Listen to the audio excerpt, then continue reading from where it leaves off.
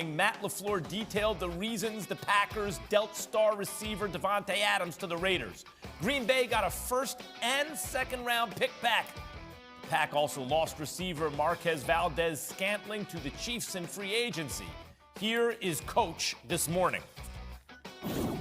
Those decisions are never easy to make, and unfortunately it was one that, we had to come to. I think a lot of it was driven by Davante, I would tell you. But, there's no sense in looking back on it. It's just we're moving forward. Jeff, I'm going to start with you because you're just going to start talking anyway. Your reaction to Matt LaFleur's comments about how the Adams trade went down. He's super frustrated. Just look at his face, man. Look at the countenance. This guy didn't want Davante Adams out of that building. He understands this team is not nearly the same team without Adams. You think about one of the best tandems in the NFL between Rodgers and Adams, one of the most productive duos there is from a wide receiver and quarterback perspective. You're going to go find that in the draft? Maybe. You guess what? Aaron Rodgers, the most receiving, rookie receiving receptions they've had is 38.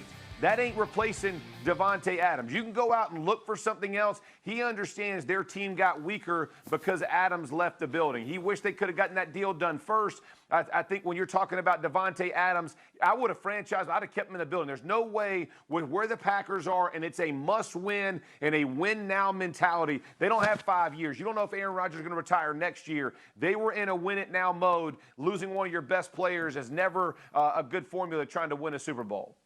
Mike, Jeff makes a great point there. The Packers have been in win-it-now mode for a minute now, right? First, they draft Aaron Rodgers' replacement instead of a receiver for him, right? They waste time. They don't win the Super Bowl. Now more of the same. Davante Adams, how, Mike, do you replace Davante Adams? They lost two of their best guys, their best overall receiver and their deep threat. What do you do about that, Mike, when they're trying to win a Super Bowl now? You try to win for today and develop for tomorrow. And you do that by going to sign somebody like Odell Beckham Jr. And even though he's hurt, the verb we're using, guys, is, Odell, we are investing in you. So when we get to March of 2023, you could crush it in free agency. And whenever you're ready, November 1st, December 1st, we're going to put you out there. You're going to help us make a meaningful playoff run. And then in addition, with multiple first-round picks, we're going to draft Davante Adams' long-term replacement, maybe someone like Jamison Williams, if they're lucky enough, someone that has real rare explosion. So I'm trying to replace Davante Adams two ways, and I completely agree with Jeff from this.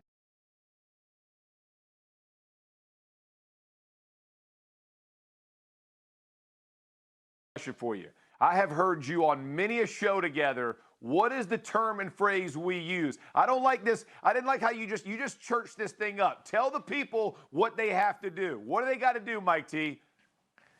We are scouring. We are going to scour. Yes. And Max, really, if some GMs could have scoured better for offensive linemen, maybe Jeff could have gone a little bit earlier. But a lot of people thought that Jeff could only play on Saturday, not Sunday. Story for another day. Meantime, you see those returning receivers for the Packers? You talk about like a 1,000-yard receiver. Add it up, folks. It's under 1,000 yards, the four guys returning. Kellerman, and welcome to This Just In, a fast-paced look around the world of sports and how I see it. We start in the NFL. This will be the last time you see only one team get possession of football in overtime in the postseason, according to Adam Schefter. The NFL owners have approved a modification in the overtime rules in the playoffs, but not in the regular season.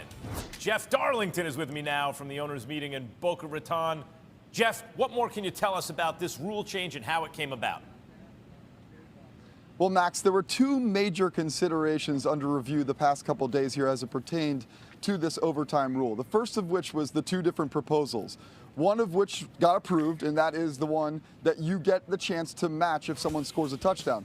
The other one was put on the table by the Titans. That would have meant that if you scored a touchdown and then you got a two-point conversion, you win the game without the other team matching.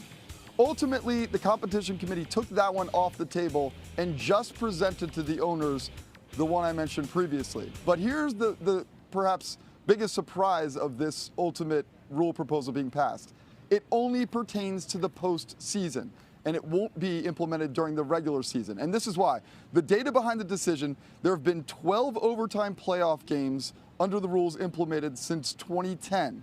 Now, the team to win the coin toss won 10 of the 12 games. And that's really the big stat that everybody was kind of looking at here, and ultimately the reason why so many of the owners ended up voting in favor of it. Only 3 owners decided against it, and that meant it was approved and it will be implemented this coming season. Thank you, Jeff. Super Bowl champion Jeff Saturday and resident GM Mike Tenenbaum with me. Mike, good rule change? Absolutely. I'm not a fan. Excellent Listen, rule change. Oh, no, he's Mike. Oh. You're Jeff. I said Mike. Jeff, good to see you, by the way. I haven't seen Jeff in a minute. Mike, is it a good rules change? Well, one of the rules we have is 5 yards for a false start at number 63. So let's get that clear. But as it relates to the rule, it's really good. As Jeff alluded to, 10 out of 12 games were decided by who won the coin toss.